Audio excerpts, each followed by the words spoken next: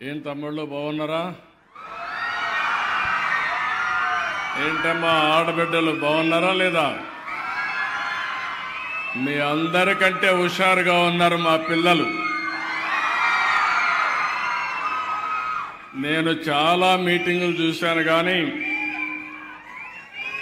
ఈరోజు ఈ మీటింగ్లో చూస్తే పొన్నేకల్లో మీ ఉత్సాహం చూస్తూ ఉంటే నా జీవితంలో ఎప్పుడూ చూడనంత ఉత్సాహం ఉంది. పిల్లల్లో అయితే రాజధాని కళ కనపడుస్తూ ఉంది. ఆ ఆనందం ఉంది, ఉత్సాహం ఉంది. ఇక భవిష్యత్తులో మేము వేరే ప్రాంతానికి పోవాల్సిన పని లేదు. మా ఊర్లోనే మాకు బంగారు భవిష్యత్తు ఉంటుందని మా పిల్లలు భావిస్తున్నారు. వాళ్ళందరికీ మనస్ఫూర్తిగా అభినందనలు. ఈరోజు ఇక్కడికి వచ్చినప్పుడు మిమ్మల్ని చూస్తే చాలా ఆనందంగా ఉంది. ఒక పవిత్రమైన కార్యక్రమంతో నేను ఈరోజు ఇక్కడికి వచ్చాను. డాక్టర్ బిఆర్ అంబేద్కర్ జయంతి, ఒక మహనీయుడు పుట్టిన రోజు. ఈరోజు మనందరికీ ఒక పండుగ రోజు. మనం అనుకుంటాం ఆయనేదో పుట్టాడు, ఆయనేదో రాజ్యాంగం రాశాడు, నాకేంటి సంబంధం అని మీరందరూ ఆలోచిస్తూ ఉంటారు. కానీ ఒక్క విషయం మనం గుర్తుపెట్టుకుంటే, ఆయన రాసిన రాజ్యాంగం, ఆయన ఇచ్చిన హక్కులు మీరు ఒకసారి చూస్తే, మనం అందరం ఈ విధంగా కూర్చొని మాట్లాడుతూ ఈలలేస్తూ కేకలు పెడుతూ ఆనందంగా ఉన్నామంటే ఆ మహానాయకుడు ఇచ్చినటువంటి రాజ్యాంగమే. ఆయన ఒక్క మాట చెప్పాడు, నేను నా ప్రజలకు ఆయుధం ఇవ్వలేదు, దానికి బదులుగా ఓటు హక్కు ఇచ్చాను. ఇప్పుడు దానిని ఉపయోగించుకుని ధీరుడిలా అవుతారో, లేదంటే దాన్ని నమ్ముకుని బానిసలుగా మారతారో వారి చేతుల్లో ఉందన్నాడు. అంటే ఎగ్జాక్ట్గా మొన్న ఎలక్షన్లో జరిగింది. 14-19లో ఈ మాత్రం కూర్చొని ఎప్పుడన్నా ఆనందంగా నవ్వుకున్న సందర్భాలు ఉన్నాయా అని మిమ్మల్ని అడుగుతున్నా. ఉన్నాయా తమ్ముళ్ళు అని అడుగుతున్నా. అమరావతిని ఎడారిగా అభివర్ణించారు, శ్మశానంగా అభివర్ణించారు, పైశాచిక ఆనందాన్ని పొందారు. కనీసం ఇక్కడ ఒక్క పని కానివ్వకుండా అన్ని పనులు అడ్డుపడ్డారు. అలాంటి సందర్భంలో ఇక్కడే కాదు, రాష్ట్రం అంతా ఇదే పని. ఇప్పుడు ఫ్రీగా వచ్చారు, అరిసేవాళ్ళు అరుస్తున్నారు, కేకలు పెట్టేవాళ్ళు పెడుతున్నారు. మా ఆడపిల్లలైతే ఫోటో కోసం ఎప్పుడు ఇస్తారు అడుగుతున్నారు, డిమాండ్ చేస్తున్నారు. ఇక్కడ మీటింగ్లో కూడా వర్చువల్ మీటింగ్ పెట్టుకున్నాం. ఒకరు ఆస్ట్రేలియా నుంచి వచ్చి చెప్పారు, ఒకరు కెనడా నుంచి వచ్చి మాట్లాడారు. అంటే మనం ఒక స్వేచ్ఛా వాతావరణంలో మనం మాట్లాడుకుంటున్నాం. ఇంత మునుపు ఈ మారిగా వచ్చేవాళ్ళు కాదు. 14-19లో మనం ఉన్నాం, స్వర్ణయుగం. ఆ రోజు అన్ని పనులు చేశా. 19 నుంచి 24 వరకు నాలాంటి వాడు కూడా బయట రాలేని పరిస్థితి వచ్చింది. అంటే ఎంత భయంకరంగా అంటే అంత భయంకరంగా రోజులు జరిగాయి. ఈరోజు మీరు ఎవ్వరిని తీసుకురాలేదు, వద్దంటే మీరు వస్తున్నారు. అది మీ ఉత్సాహం, నా మీద ఉండే అభిమానం, పార్టీ పైన ఉండే ప్రేమ. ఆ రోజు బలవంతంగా తోలకొచ్చేవాళ్ళు, మీటింగులు పెట్టేవాళ్ళు. కడాన మనుషులు పారిపోతామంటే కందకాలు కూడా దువ్వారు చుట్టూరు, ఎవరు పారిపోకుండా. మనుషులు వస్తే హెలికాప్టర్లో వస్తూ కిందన చెట్లని నరికేసేవాళ్ళు. అంటే ప్రజలతో మమేకం కాకుండా ఇష్టానుసారంగా చేశారు. అందుకే నేను చాలా సంవత్సరాలుగా రాజకీయాల్లో ఉన్నాను. నా జీవితంలో అలాంటి గెలుపు ఎప్పుడూ చూడలేదు. అంటే అభ్యర్థులు పెడితే 94% పెట్టిన అభ్యర్థులందరూ గెలిచారంటే అది ఆ రోజు ప్రజల్లో ఉండే అభిప్రాయం. నేను కూడా ఒక విషయం మీరు గుర్తుపెట్టుకోవాలి. ఈరోజు ఈ రాష్ట్రంలో మళ్ళా ప్రజాస్వామ్యాన్ని పునరుద్ధరించడమే కాకుండా ఈరోజు రాష్ట్రంలో నష్టపోయినటువంటి రాష్ట్రాన్ని పునర్నిర్మాణం చేయాలనే ఉద్దేశంతో ఆ రోజు తెలుగుదేశం అదే మరిగా మిత్రుడు పవన్ కళ్యాణ్ గారితో కలిసి జనసేన అదే మరిగా బీజేపీ 3 పార్టీలు పొత్తు పెట్టుకున్నాం. ఈరోజు ఎన్డీఏ ప్రభుత్వం ఉంది. నేను గర్వంగా చెప్పగలుగుతున్నాను, 10 నెలల్లో మనం ఊహించిన దానికంటే మెరుగైన సుపరిపాలన ద్వారా అనేక కార్యక్రమాలు చేశాం. నేను ఒకే ఒక మాట చెప్పాను, పేదవాళ్ళకు అండగా ఉంటానని చెప్పాను. సూపర్ 6 ఒక కార్యక్రమం పెట్టి పేదవాళ్లకు సంక్షేమ కార్యక్రమాలు ఇస్తామని చెప్పి చరిత్రలో ఎప్పుడూ లేని సంక్షేమ కార్యక్రమాలు ఇస్తున్న ప్రభుత్వం ఈ ఎన్డీఏ ప్రభుత్వం అని చెప్పి కూడా నేను మీకు తెలియజేస్తున్నా. ఒక పక్క అభివృద్ధి, ఒక పక్క సంక్షేమం, ఇంకో పక్క సుపరిపాలన. ఇదే ఎన్డీఏ ప్రత్యేకత అని చెప్పి కూడా నేను మీకు తెలియజేసుకుంటున్నాను. ఈ నెలలో 3 మహనీయులు పుట్టారు. బడుగు బలహీన వర్గాల కోసం అనునిత్యం పనిచేశారు. ఈరోజు అంబేద్కర్ గారి జయంతి జరుపుకుంటున్నాం.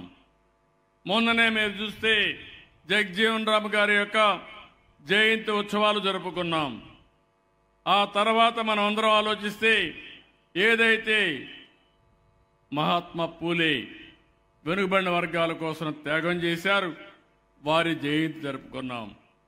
ఈ 3 నాయకుల యొక్క జయంతి జరుపుకునే సందర్భంగా నేను ఒకటే మిమ్మల్ని కోరుతున్నాను, బడుగు బలహీన వర్గాల కోసం పనిచేసిన వ్యక్తులు మీరందరూ ఈరోజు ఎన్డీఏ ప్రభుత్వం వ్యక్తిగతంగా నేను ఎప్పుడూ పేద ప్రజలకు అండగా ఉంటానని మరొక్కసారి మీ అందరికీ హామీ ఇస్తున్నా, అది నిలబెట్టుకుంటా.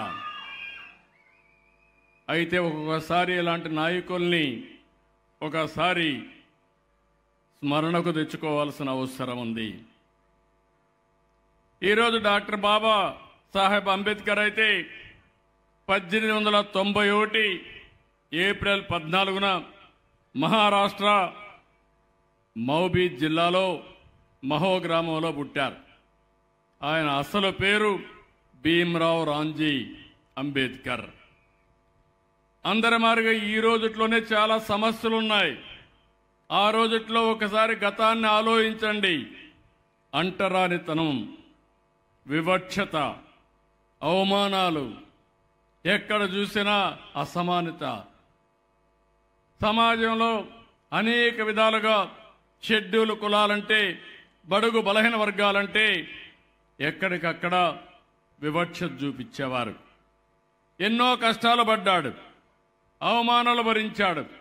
ప్రతి ఒక్క అవమానాన్ని కసిగా ఎదుర్కొన్నాడు, పోరాటాలు చేశాడు, అనేక వ్యతిరేక పోరాటాలు చేసి ముందుకు పోయాడు. ఒక మాటలో చెప్పాలంటే దళితులు అణగారిన వర్గాల కోసం యుద్ధం చేసిన మహాయోధుడు అంబేద్కర్ గారని చెప్పి కూడా నేను మీకు తెలియజేస్తున్నా. 1927 ఆ రోజుట్లోనే మహాద్యుద్ధం ద్వారా దళితులకు నీటి హక్కును కల్పించాడు. 1930లో కాలారం ఆలయ ప్రవేశం చేసి వీళ్ళందరినీ దేవాలయానికి తీసుకుపోయే విధంగా ముందుకు పోయాడు. 40 ఏళ్ళలో స్వతంత్ర భారతదేశంలో తొలి మంత్రివర్గంలో కీలక పాత్ర పోషించారు. ఈరోజు రాజ్యాంగం మనం చదువుకుంటున్నాం. ఈరోజు మీకు నాకు మనందరికి హక్కులున్నాయంటే దానికి కారణం అంబేద్కర్ గారు. ఈరోజు మానవ హక్కుల గురించి మాట్లాడుతున్నామంటే అది రాజ్యాంగంలో మనకు పొందుపరిచినటువంటి హక్కు అని చెప్పి కూడా నేను మీకు తెలియజేస్తున్నా. ఆయన చైర్మన్గా పనిచేశాడు, ఒక మేధావిగా ఈ రాజ్యాంగాన్ని రాశాడు. ఇందులో ప్రత్యేకంగా సామాజిక న్యాయం, మౌలిక హక్కులు, సమానత్వం ఈ మూటి పైన మొత్తం ఆయన రాజ్యాంగాన్ని రాసే పరిస్థితికి వచ్చారు. అంతేకాకుండా ఆయన కల్పించిన ఈ రాజ్యాంగం చూస్తే ఈరోజు భారతదేశం ముందుకు పోయే పరిస్థితికి వచ్చింది. ఈరోజు మన పిల్లల్ని మీరు చూశారు. ఇక్కడ పుట్టిన పిల్లలు విదేశాలకు పోయి అక్కడున్న వాళ్ళకంటే ఎక్కువ ఆదాయం సంపాదిస్తున్నారంటే అది రాజ్యాంగంలో చూపించిన దారి అని చెప్పి నేను మీకు తెలియజేస్తున్నా. దీనికి కారణం ఆ మహనీయుడు అంబేద్కర్ గారని చెప్పి కూడా నేను మీకు తెలియజేస్తున్నా. రాజ్యాంగం ఒక పేపర్ కాదు, ఒక పుస్తకం కాదు, మనందరికీ ఇది ఒక పవిత్రమైన గ్రంథం అని చెప్పి కూడా నేను మీకు తెలియజేస్తున్నా. ప్రపంచంలోనే అతిపెద్ద రాజ్యాంగం, అతిపెద్ద ప్రజాస్వామ్యం. ఈ ప్రజాస్వామ్యానికి దశ దిశ నిర్దేశించిన వ్యక్తి అంబేద్కర్ గారు. ఆయన ఏ ఒక్కరి వ్యక్తి కాదు, ఏ వర్గానికో ప్రతినిధి కాదు. ఆయన అందరి వాడు, మనందరి ఆస్తి, దేశ సంపద అని చెప్పి కూడా నేను మీకు తెలియజేస్తున్నా.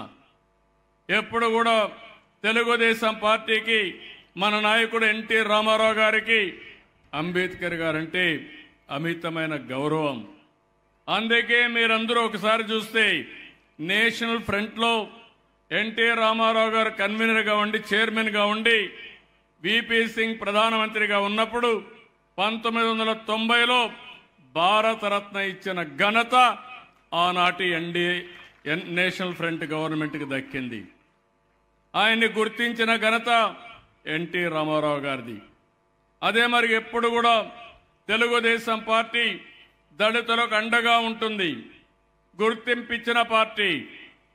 తొలిసారి లోకసభలో జిఎంసి బాలయోగిని స్పీకర్గా చేసిన పార్టీ తెలుగుదేశం పార్టీ.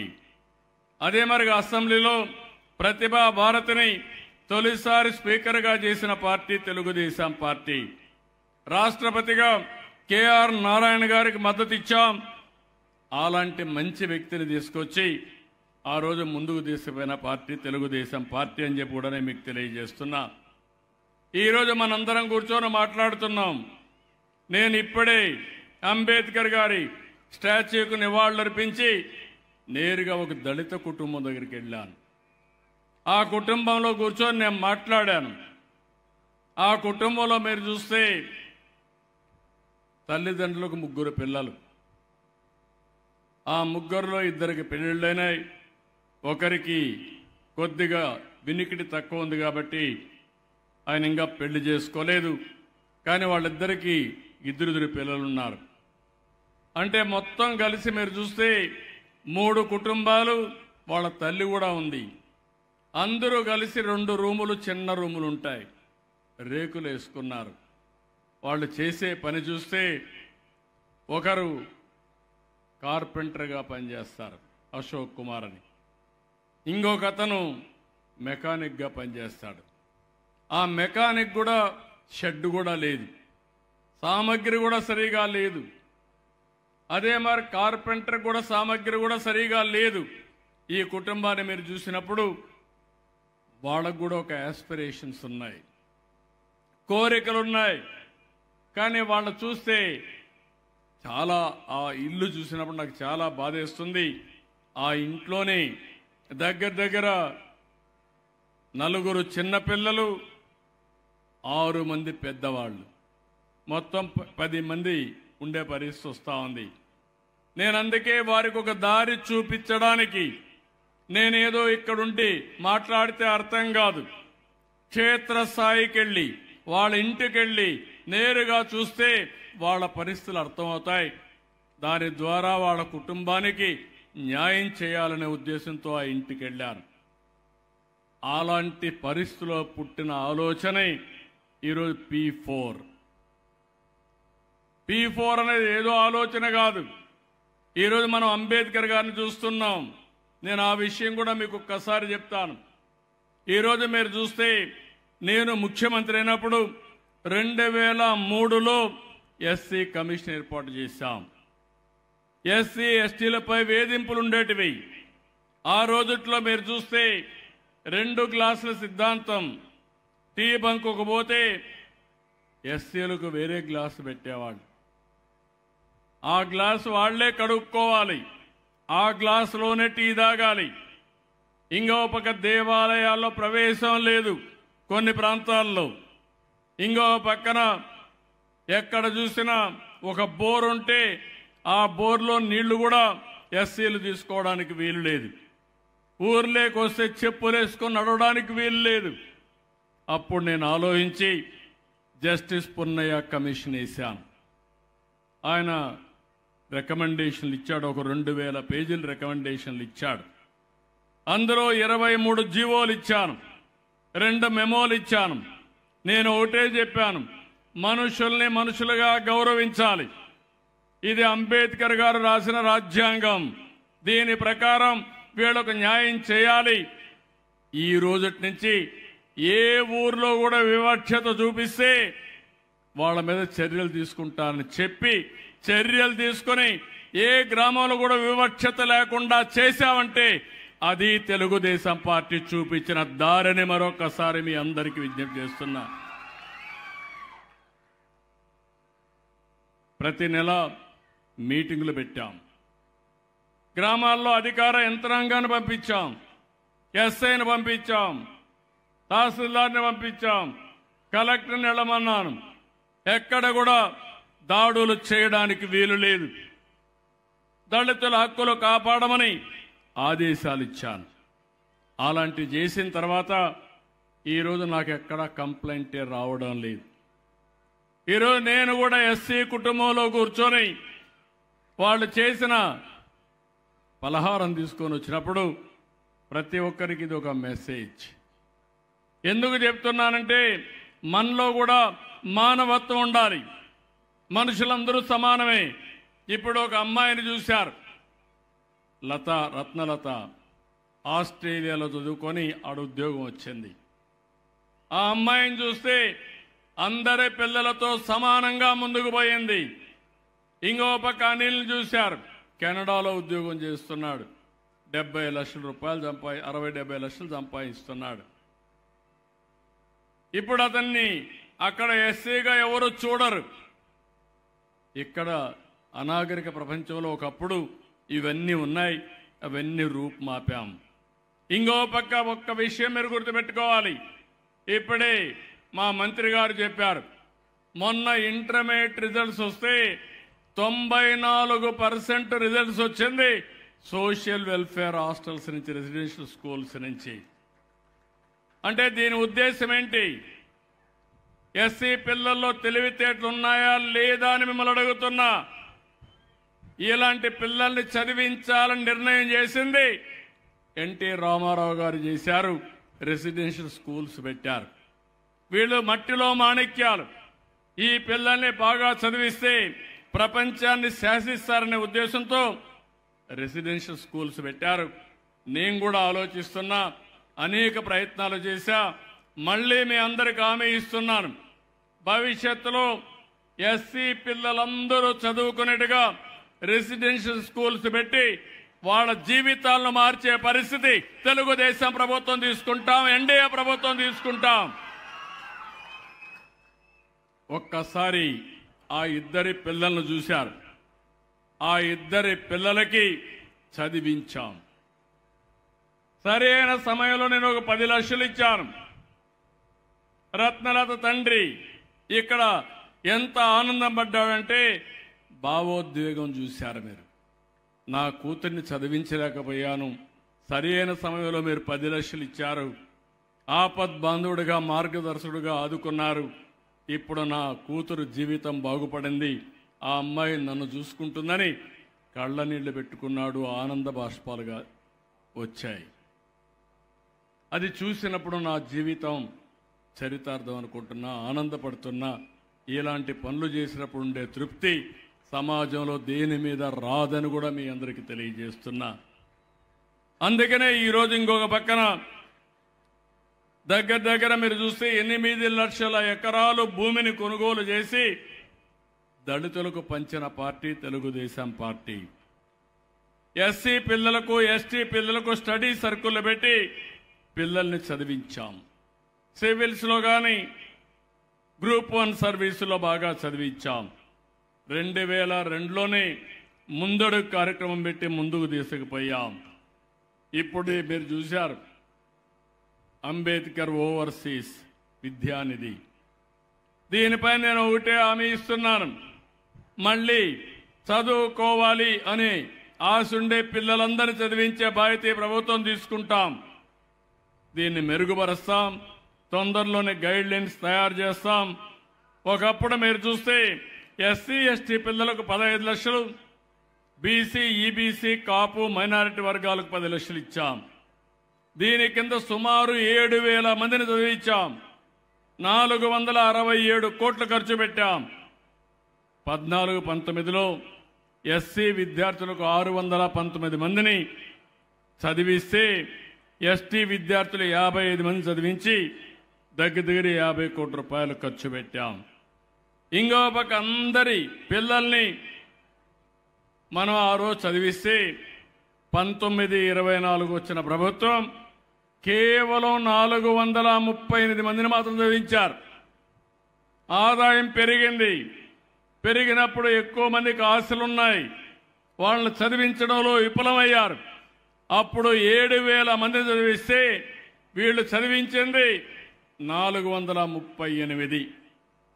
వీళ్ళకి ఏమాత్రం పేదవాళ్లపైన ప్రేమ ఉందో మనం ఆలోచించాల్సిన అవసరం ఉందని చెప్పి కూడా నేను మీకు తెలియజేస్తున్నా. అందుకని తొందరలోనే ఒక మంచి స్కీమ్ని తీసుకొస్తాం. పిల్లల్ని బాగా చదివించే బాధ్యత. అమరావతిలో కూడా అన్ని స్కూల్స్ వస్తున్నాయి. దేశంలో ఉండే అన్ని కాలేజీలు యూనివర్సిటీలు వస్తున్నాయి. ఎస్ఆర్ఎం వచ్చింది, అదే మరి విట్ వచ్చింది, బిట్స్ పిలానీ వస్తుంది, ఎక్స్ఎల్ఆర్ఐ వస్తుంది. దేశంలో ఉండే ప్రతిష్టాత్మకమైన యూనివర్సిటీస్ అన్ని ఇక్కడ తీసుకొస్తాం. హై స్కూల్స్ తీసుకొస్తాం, కాలేజీలు తీసుకొస్తాం. నా ఆలోచన ఒకటే, మన పిల్లలు చదువుకోవాలంటే కాలేజీ లేదనకుండా ఏ కాలేజీలో చదువుకోవాలన్నా చదివించే బాధ్యత, అవకాశాలు కల్పించే బాధ్యత ఈ ప్రభుత్వం తీసుకుంటామని మీ అందరికీ హామీ ఇస్తున్నా. పిల్లలు కూడా దీన్ని ఉపయోగించుకొని ముందుకు పోవాల్సిన అవసరం ఉంది.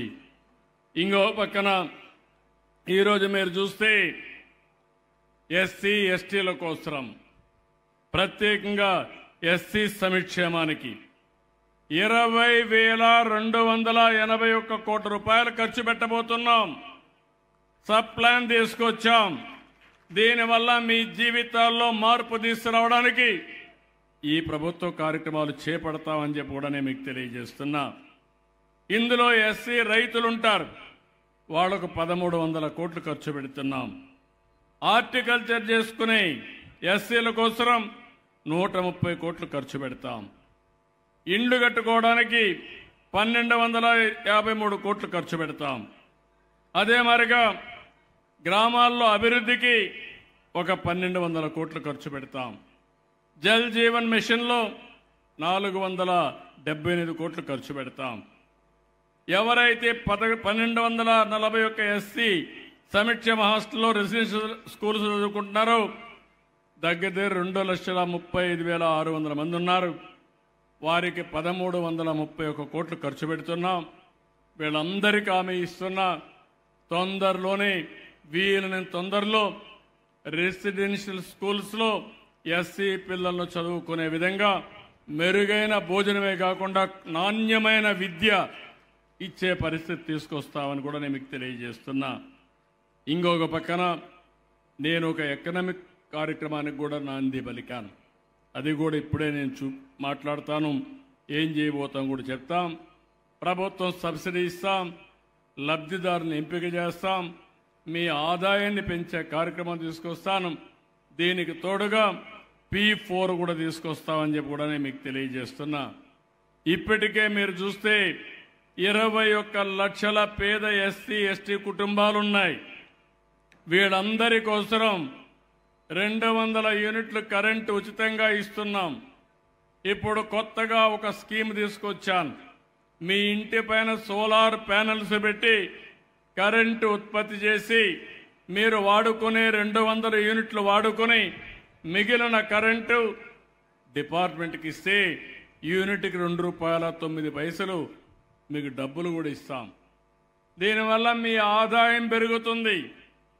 నెలకు కానీ మీరు 100 యూనిట్లు ఇస్తే ₹210 ప్రతి నెల మీ అకౌంట్లోకి డబ్బులు వచ్చే పరిస్థితి వస్తుంది.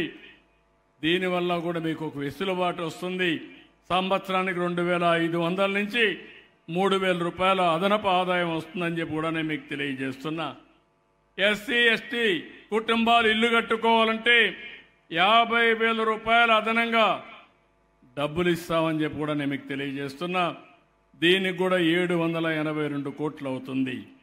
ఇంకో పక్కన మీరు ఒకసారి చూస్తే స్కిల్ డెవలప్మెంట్ కూడా ఇప్పుడు నేనే చూశాను. నేను చూస్తే చాలా బాధ కలిగింది. ఎప్పుడో పాత రోజుల పనిముట్లు వాడుతున్నారు. దాన్ని కొట్టి కొట్టి సరిగా పనిచేయకుండా ఎనర్జీ కూడా పోయే పరిస్థితి వస్తుంది. ఇప్పుడు ఆధునికమైన పనిముట్లు వచ్చాయి. ఇంకో పక్క నైపుణ్యాన్ని పెంచుకునే అవకాశాలు వచ్చాయి. ఈరోజు శారీరక కష్టం అవసరం లేదు, తెలివితేటలతో పనిచేసే పరిస్థితి వచ్చింది. అలాంటి పనులు వచ్చినప్పుడు వారిలో కూడా చైతన్యం తేవడం, వారికి కావలసిన విధంగా అండగా నిలబడవలసిన బాధ్యత మనందరిపైన ఉంది. ఇక్కడ ఒక విషయం మీ అందరి దృష్టికి తీసుకొస్తున్నాను. ఈరోజు మీరు ఒక్కసారి చూస్తే అంబేద్కర్ గారు ఒక మాట అంటారు, ఏ సమాజం యొక్క పురోగతి అయినా ఆ సమాజంలోని బలహీన వర్గాల పురోగతిపై ఆధారపడుతుంది. అంటే ఈరోజు ఈ ఊరుంది, ఒక 10 మంది విదేశాల్లో ఉన్నారు, కొంతమంది గుంటూరులో ఉన్నారు, కొంతమంది ఈ ఊర్లో కూడా భూములు పెట్టుకొని ₹10 సంపాదించారు. కొంతమంది ఎస్సీ కుటుంబాల్లో, బీసీ కుటుంబాల్లో, అగ్రవర్ణాల్లో తినడానికి తిండి లేకుండా పిల్లల్ని చదివించుకోలేక అవస్థపడే పరిస్థితికి వచ్చారు. అలాంటి బలహీన వర్గాల పురోగతి లేని సమాజం పురోగతి సాధించినట్టు కాదు. అదే అంబేద్కర్ గారు ఇచ్చిన స్ఫూర్తి. ఇంకొక మాట అన్నాడు ఆయన, ఈ విషయం కూడా మీరు గుర్తుపెట్టుకోవాలి. ఒక ప్రముఖ వ్యక్తి కన్నా ఒక వ్యత్యాసాన్ని చెప్తూ, ఒక ప్రముఖ వ్యక్తికి ఒక గొప్ప వ్యక్తికి వ్యత్యాసం ఏమిటంటే, గొప్ప వ్యక్తి సమాజ సేవకుడుగా ఉండడానికి సిద్ధపడతాడు. అందరూ ఇక్కడ విఐపీలే. ఈరోజు ఇక్కడ మార్గదర్శులు ఉన్నారు, చాలామంది వచ్చారు, వారిని అభినందిస్తున్నా. మిమ్మల్ని ప్రముఖ వ్యక్తులుగా నేను గుర్తిస్తున్నా, సమాజంలో మిమ్మల్ని గుర్తిస్తున్నారు.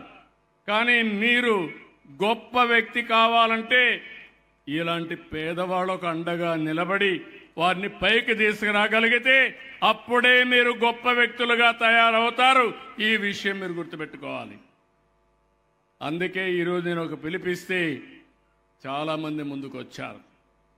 ఈరోజు నేను ఒక మాట ఇచ్చాను, మీరు ఒక విషయం గుర్తుపెట్టుకోవాలి. ఎన్నో సంవత్సరాలుగా మనం మాట్లాడాం, పేదరికం పోవాలి. మా నాయకుడు ఎన్టీ రామారావు గారి కళ సమాజమే దేవాలయం, పేదవాళ్లే దేవుళ్ళని చెప్పిన వ్యక్తి. అలాంటి సిద్ధాంతానికి కట్టుబడిన వ్యక్తి నందమూరి తారక రామారావు గారని చెప్పి నేను మీకు తెలియజేస్తున్నా. అలాంటి మహానుభావుడు చూపించిన స్ఫూర్తితో ఈ పార్టీ ముందుకెళ్తా ఉంది. అయితే నేను చాలా ప్రయత్నాలు చేశాను. 91లో ఆర్థిక సంస్కరణలు వచ్చాయి. అంతవరకు సంపద మనం సృష్టించలేదు. అరాకొర ఆదాయం, ఏ పని చేయాలన్నా చేయలేని చట్టాలు.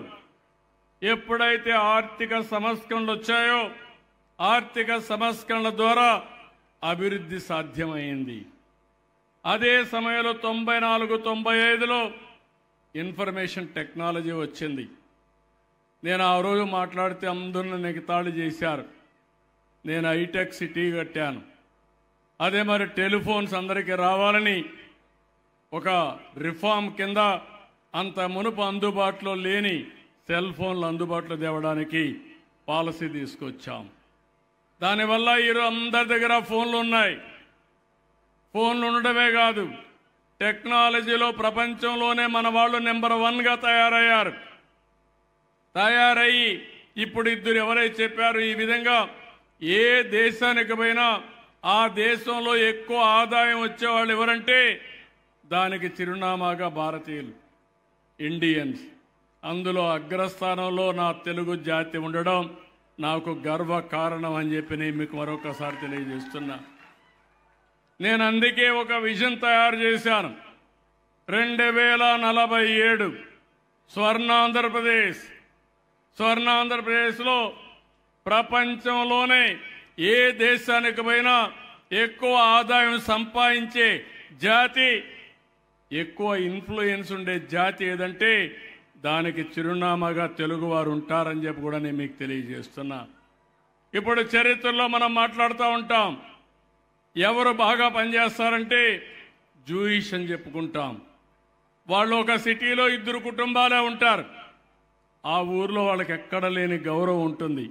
ఎందుకంటే డబ్బులు సంపాదించడం వాళ్ళకు పెట్టిన విద్య.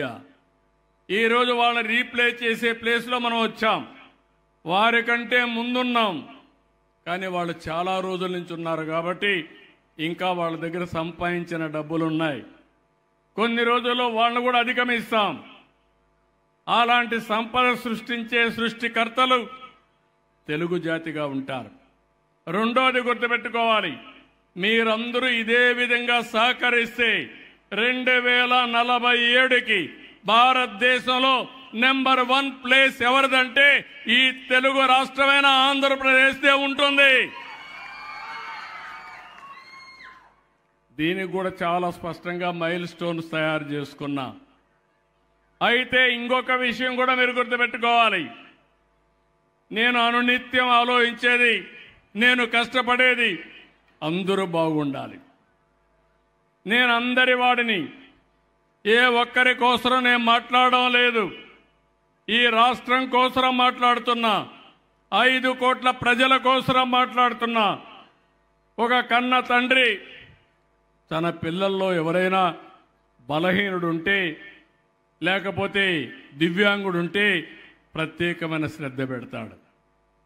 అదే సందర్భంలో నేను కూడా ఆలోచించేది ఒకటే, అందరికీ న్యాయం జరగాలి, బడుగు బలహీన వర్గాలకు అండగా ఉండాలి, వాళ్ళని కూడా సమాజంలో పైకి తీసుకురావాలి. అందరితో సమానంగా సమాన అవకాశాలు వారికి కూడా వచ్చే విధంగా చేయగలిగితే అదే నిజమైన ప్రజాస్వామ్యం, అదే నిజమైన ప్రజాసేవను కూడా మీకు తెలియజేస్తున్నా. అందుకే ఆ ఆలోచనలో పుట్టిన ఆలోచనే ఈరోజు మార్గదర్శి బంగారు కుటుంబం. మీరు ఒక విషయం గుర్తుపెట్టుకోవాలి, ఒకప్పుడు నేషనల్ హైవేస్ ఉన్నాయి, రోడ్లు సరిగా ఉండేటివి కాదు. ఒకప్పుడు టెలిఫోన్ సరిగా వచ్చేది కాదు. ఒకప్పుడు కరెంటు సరిగా వచ్చేది కాదు. ఒకప్పుడు చదువుకోవాలంటే స్కూల్స్ లేవు. కానీ ఈరోజు ఏ విధంగా వచ్చాయంటే ప్రభుత్వం ప్రైవేట్ భాగస్వాములో వచ్చాయి. ఒకప్పుడు ఇండస్ట్రీ పెట్టాలంటే లైసెన్స్ రాజ్యం ఉండేది, ప్రభుత్వం అనుమతిస్తేనే ఇండస్ట్రీ పెట్టే పరిస్థితి. ఇప్పుడు తెలివితేటలుంటే ఎవరైనా పెట్టుకోవచ్చు. అందుకే ఈరోజు పబ్లిక్ ప్రైవేట్ పార్ట్నర్షిప్లో చాలామంది పైకి వచ్చారు. అనతి కాలంలో తెలివితేటలతో దూసుకెళ్తున్నారు. సంపాదన వచ్చింది, సంపద పెరిగింది, ఆదాయాలు పెరిగాయి. కానీ ఆర్థిక అసమానతలు కూడా పెరుగుతున్నాయి. ఒక పక్క పై డేటా సెంటర్ పెట్టి మిత్రుడు ఒక 2000 మందికి ఉద్యోగాలు ఇస్తే ఇంకొక పక్క ఒక ఎస్సీ కుటుంబం ఇంకా ఇబ్బందులతో ఉండే పరిస్థితి వచ్చింది. నా పక్కన కూర్చున్న ఆడబిడ్డను అడిగాను, ఒక ఎస్సీ కుటుంబం డిగ్రీ చేసింది, ఒకే ఇంట్లో 3 కుటుంబాలు ఉంటున్నారు. డిగ్రీ చేసి చదువుకొని కంప్యూటర్ డేటా ఎంట్రీ కూడా బాగా చేయగలుగుతుంది. అలాంటప్పుడు ఎందుకు మీరు కష్టపడుతున్నారు అడిగితే ఆ అమ్మాయి చెప్పింది, మాకు వేరే ఆదరణ లేదు, ఉద్యోగాలు లేవు, అవకాశాలు లేవనే పరిస్థితికి వచ్చింది. వాళ్ళ పిల్లలు కూడా 2 ఒకరిని 3వ తరగతి ఉంటే గవర్నమెంట్ స్కూల్లో ఇద్దరిని గవర్నమెంట్ స్కూల్లోనే పెట్టింది. ఈరోజు నేను చేసే పని మీరు గుర్తుపెట్టుకోవాలి. ప్రభుత్వం అనేది అన్నీ చేస్తాం. ఎక్కడికక్కడ మీకు చేయవలసిన పనులన్నీ చేసి ఆ తర్వాత ఈరోజు నేను ఆలోచించేది ప్రైవేట్ భాగస్వామ్యంతో మీ జీవితాలు మార్చాలని. ఈ ఊరికి వచ్చాను. 1925 ఇండ్లున్నాయి. ఈ ఇండ్లు అందరికీ ఉన్నాయని ఇచ్చారు, కానీ కొంతమందికి ఇండ్లు ఉన్నాయి, కానీ అవన్నీ కూడా నివాస యోగ్యము కాని ఇండ్లు ఉన్నాయి. వాళ్ళందరికీ ఇండ్లు కట్టించాల్సిన బాధ్యత ఉంది. దగ్గర దగ్గర 1625 ఇండ్లలో టాయిలెట్లు ఉన్నాయి, మరుగుదొడ్లున్నాయి. 300 లేవు. నేను కలెక్టర్కి ఆదేశాలు ఇస్తున్నా, వితిన్ డేస్ 3 నెలల 6 నెలల పెట్టుకొని అందరికీ మరుగుదొడ్లు కట్టి మరుగుదొడ్లు వాడకంలో తెచ్చే బాధ్యత గ్రామ సచివాలయంది, ఇక్కడుండే స్థానిక సంస్థలది, కలెక్టర్ది అని చెప్పి కూడా నేను మీకు తెలియజేస్తున్నా. ట్యాప్ వాటర్ ఉంది. నేను ఆ రోజు చెప్పాను, ప్రతి ఒక్క ఇంటికి కొళ్ళాయి ద్వారా నీళ్లు ఇస్తాం, సస్టైనబుల్ వాటర్ ఇస్తాం. పక్కనే కృష్ణా జలాలు వచ్చాయి, పక్కనే ఉన్నాయి. ఎక్కడైతే ప్రకాశం బ్యారేజ్లో నీళ్లున్నాయి, మీ ఊరికి వస్తే తాగడానికి నీళ్లు లేని పరిస్థితి. ఈ నీళ్లు ఇవ్వడానికి ప్రత్యేకమైన వాటర్ స్కీమ్ తీసుకొస్తాం. అన్ని ఇండ్లకు నీళ్లు ఇచ్చే బాధ్యత నేను తీసుకుంటా. దాంట్లో ఏమాత్రం అనుమానం లేదు. ఇంకో పక్కన 1101 ఇంట్లో కరెంటు ఉంది. 24 మందికి కరెంటు లేదు. కరెంటు కూడా మీరు పెట్టుకోవాలి. ఆ 24 మందికి ఇమీడియట్గా ఇమ్మంటాను. ఇంకో పక్క ఎస్సీలకు ఎస్టీలకు మొత్తం 2 కిలోవాట్లు 240 యూనిట్లు ఉత్పత్తి చేయడానికి ఇమీడియట్గా సోలార్ ప్యానల్స్ పెట్టిస్తాం.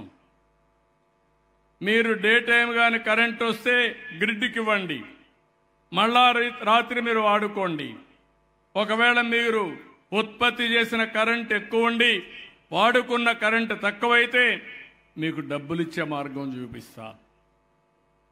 బీసీలు ఉన్నారు, మీకు ప్రత్యేకంగా 78,000 రూపాయలు 3 కిలోవాట్ల వరకు కరెంటు సబ్సిడీ ఇస్తాం. ఇంకొక 20,000 అంటే 98,000 రూపాయలు సబ్సిడీ ఇస్తాం. మీరు కరెంటు ఉత్పత్తి చేసుకుంటే రేపు రాబోయే రోజుల్లో కరెంటు ఛార్జీలు కట్టే పరిస్థితి లేదు. ఇది కూడా మీరు ఆలోచించుకోవాలి. అదే మరి అగ్రవర్ణాలు ఉన్నారు, మీరు కూడా ముందుకు రండి. ఈ స్కీమ్లో మీకు కూడా ఇస్తాం. 78,000 రూపాయలు 3 కిలోవాట్ల వరకు ఉచితంగా సబ్సిడీ ఇచ్చే బాధ్యత తీసుకుంటాం. అంటే మీరు ఒక్కసారి గుర్తుపెట్టుకుంటే, ఒకప్పుడు కరెంటు ఎక్కడ ఉత్పత్తి అవుతుందో తెలియని పరిస్థితి నుంచి మీ ఇంటి దగ్గరనే కరెంటు తయారు చేసుకుని మీరు వాడుకొని మిగిలిన కరెంటు ఇచ్చే పరిస్థితి వస్తుంది. మీ పొలాల్లో వాడుకోవచ్చు. రాజధాని కాబట్టి ఇక్కడ వ్యవసాయం తక్కువ వస్తుందేమో, కానీ పొలాల్లో కూడా వాడుకోవచ్చు. మీ కార్లన్నీ కూడా ఎలక్ట్రికల్ ఛార్జ్ చేసుకోవచ్చు. అంటే పెట్రోల్ కూడా కొట్టుకునే పరిస్థితి రాబోయే రోజుల్లో. స్కూటర్కి ఈవీ పెట్టుకుంటే స్కూటర్ కూడా ఛార్జ్ చేసుకోవచ్చు, ఆటోలకు ఛార్జ్ చేసుకోవచ్చు. 2 లాభాలు: పొల్యూషన్ ఉండదు, కాలుష్యం ఉండదు, ఖర్చు ఉండదు. అలాంటి వినూత్నమైన ఆలోచనలో మీరు ముందుకు పోవాలి. అందుకే నేను ఇవన్నీ కూడా మీకు చెప్తున్నాను. ఇంకో పక్క 1903 మందికి గ్యాస్ కనెక్షన్లు ఇచ్చాం. ఎప్పుడు 96, 97లోనే దీపం పెట్టిన పార్టీ తెలుగుదేశం పార్టీ. అప్పుడే గ్యాస్ ఇచ్చాం మీకు. ఈరోజు మళ్ళీ ఆలోచించాను. డాక్రా సంఘాల ద్వారా ఆ రోజు దీపం పెట్టాం, ఈరోజు రేట్లు పెరిగాయి. అందుకే 3 సిలిండర్లు సంవత్సరానికి ఉచితంగా ఇవ్వాలని ఈ ప్రభుత్వం నిర్ణయం చేశాం. అది కూడా మొన్నే 1 ఇచ్చాం. ఈ సంవత్సరం 3 ఇస్తాం. ఇంకో పక్క రాజధాని ఏరియాలో భవిష్యత్తులో పైపు ద్వారానే గ్యాస్ వస్తుంది. ఆ గ్యాస్ వస్తే మీరు మామూలుగా కరెంటు మారిగా మీటర్ ఆఫ్ చేసుకొని ఎప్పుడు కావాలంటే గ్యాస్ వాడుకుంటారు. దానికి కూడా సబ్సిడీ ఇస్తాం. ఇంటర్నెట్ పెట్టుకోవాలి. 93 ఉన్నాయి. 1882 మందికి లేదు. అవి కూడా తొందరలోనే పూర్తి చేస్తాం. ఇది కాకుండా గ్రామంలో ఇవన్నీ కూడా ప్రతి ఒక్క ఇంటికి 7 అవసరాలు ఐడెంటిఫై చేశాను. ఈ 7 కూడా వీలైనంత తొందరలో ప్రొవైడ్ చేసే బాధ్యత నాది. ప్రతి ఒక్కరికి 3 సెంట్లు గ్రామీణ ప్రాంతాల్లో ఇంటి జాగా ఇస్తాం. పట్టణ ప్రాంతాల్లో 2 సెంట్లు ఇస్తాం. అందరికి ఇళ్లు కట్టిస్తాం. ఇల్లు లేదనే వాళ్ళు ఈ రాష్ట్రంలో ఉండకుండా అందరికీ న్యాయం చేస్తాం. ఇవన్నీ వచ్చిన తర్వాత గ్రామానికి వస్తే సీసీ రోడ్లు 10.39 కిలోమీటర్లు ఉన్నాయి. ఒక 0.83 కిలోమీటర్ లేదు. ఈ సంవత్సరమే ఆ రోడ్లు కూడా వేసేయమంటాను. అంటే 100% ఈ ఊర్లో సిమెంట్ రోడ్లు ఉంటాయి. ఇంకో పక్క డ్రైనేజ్ 1905 కిలోమీటర్లు ఉంది. అయితే 2 సైడ్స్ కావాలంటే ఇంకో 12 కిలోమీటర్లు కావాలి. అది కూడా తీసుకోమంటున్నా. 3 సంవత్సరాల్లో 12 కిలోమీటర్లు డ్రైనేజ్ వ్యవస్థ కూడా అండర్ గ్రౌండ్ డ్రైనేజ్ వ్యవస్థ ఏర్పాటు చేసే బాధ్యత ఈ ప్రభుత్వం తీసుకుంటుందని చెప్పి కూడా నేను మీకు తెలియజేస్తున్నా. స్ట్రీట్ లైట్స్ 160 ఉన్నాయి. 6 కావాలి. అవి కూడా ఇస్తాం. సాలిడ్ వేస్ట్ మేనేజ్మెంట్ ఒకటి, అదే మరి మురుగు నీళ్ల మేనేజ్మెంట్ ఒకటి, ఈ 2 కూడా చేయాలి. ఈ 2 బాగానే పనిచేస్తున్నాయి. దీన్ని ఇంకా కూడా భవిష్యత్తులో స్ట్రీమ్ లైన్ చేస్తాం. నేను చెప్పిన పనులన్నీ చేసిన తర్వాత మీ ఊరు అవసరాలన్నీ తీరాయి, వ్యక్తిగత అవసరాలన్నీ ఇస్తున్నాం. అయితే మీ జీవన ప్రమాణాలు పెరగాలి. జీవన ప్రమాణాలు పెరగాలంటే మీ ఆదాయం పెరగాలి. ఎవరెవరు ఏ పని చేస్తున్నారో దాన్ని అధ్యయనం చేసి ఆదాయాన్ని పెంచే మార్గానికి శ్రీకారం చుడుతున్నామని చెప్పి కూడా నేను మీకు తెలియజేస్తున్నా. ఇక్కడ గ్రామానికి వచ్చినప్పుడు నేను చూశాను. చూసిన తర్వాత ఒక అధ్యయనం చేశాం. ఈ అధ్యయనం చేస్తే దగ్గర ఈ గ్రామంలో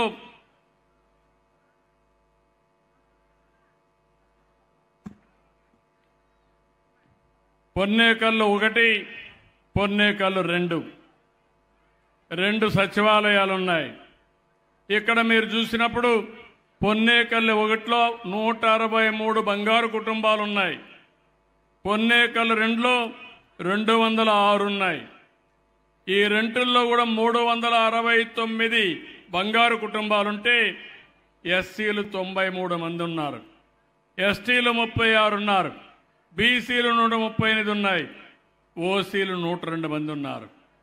ఈ 369 మందిని దత్తత తీసుకోవడానికి ఈరోజు మార్గదర్శనం చూస్తే 11 మంది వచ్చారు. అంటే 11 మంది మార్గదర్శకులు వచ్చారు. ఒకరు 10 కుటుంబాలు తీసుకుంటారు, ఒకరు 5 తీసుకుంటారు. కడాన ఈ 11 మంది 369 కుటుంబాలను అడాప్ట్ చేసుకుని ప్రభుత్వం ఇచ్చే డబ్బులతో అదనంగా వారు మేనేజ్ చేసే పరిస్థితి రావాలి. సంవత్సరం తలసరి ఆదాయాన్ని నేను బేరీ చేస్తా. బాగా చేస్తే మీకు సన్మానం చేస్తా, బాగా చేయకపోతే కూడా చెప్తాను. బెస్ట్ ప్రాక్టీస్ అన్ని మీరందరూ కూడా జీవితంలో నేను ఒక విషయం మీరు గుర్తుపెట్టుకోవాలి. ఈరోజు అంబేద్కర్ గారు పైకి వచ్చారు. ఆ మహనీయుడు కూడా జీవితంలో కొంతమంది సహాయం చేశారు. బరోడా మహారాజు ఆ రోజు ఆయన చదువుకోవాలంటే బాంబేలో 12 రూపాయలు ఇచ్చాడు నెలకు. ఆ డబ్బులతో ఆయన చదువుకున్నాడు. లండన్కు పోవాలనుకున్నాడు. ఆక్స్ఫోర్డ్ యూనివర్సిటీకి వెళ్ళాలనుకున్నాడు.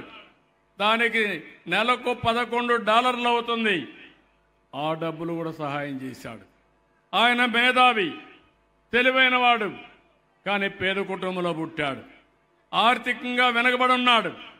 అలాంటప్పుడు అండగా నిలబడిన బరోడా మహారాజు ఈరోజు చరిత్రలో మిగిలిపోయాడు. ఒకవేళ బరోడా మహారాజు గారిని సహాయం చేయకపోయినా పైకి వచ్చేవాడేమో. చేశాడు కాబట్టి పైకి వచ్చేదానికి సుజావు అయింది.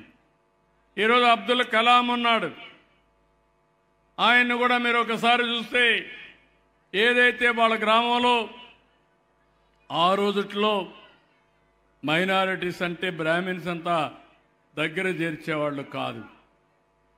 ఆ రోజు అక్కడుండే ఒక బ్రాహ్మణ్ కుటుంబం ఆయన్ని దగ్గర తీసి శిష్యరకం చేసుకుని ఆయన అన్ని విధాలు ఆదుకుంటే భారతదేశం గర్వించదగ్గ బిడ్డగా అబ్దుల్ కలాం అహ్మద్ అయ్యారు. నేను అదే మిమ్మల్ని అందరినీ కోరుతున్నాను. మార్గదర్శి అనేవారు మీరు అన్ని విధాల కుటుంబానికి అండగా ఉండాలి, చేయూతనివ్వాలి, రోజువారీగా ఆలోచనలు కూడా చెప్పాలి. పెద్ద ఎత్తున తీసుకున్న వాళ్ళు కొంతే టైం ఇవ్వగలిగితే ఒక సిఓని పెట్టుకోండి. మీరు 6-7 కంపెనీలు పెట్టుకుంటారు, ఇదో కంపెనీగా ఆలోచించండి. నేను అందుకే చెప్పాను, మనం అందరం డబ్బులు సంపాదిస్తాం, డబ్బులు సద్వినియోగం చేయాలంటే మళ్ళీ తద్వారా మీకు ఏ సమాజం వల్ల డబ్బులు వచ్చిందో ఆ సమాజంలో అవసరమైన వాళ్ళకి మీరు అండగా నిలబడినప్పుడే మీ జీవితానికి ఒక సార్థకత ఉంటుంది. ఈ విషయం మీరు గుర్తుపెట్టుకోవాల్సిన అవసరం ఉంది.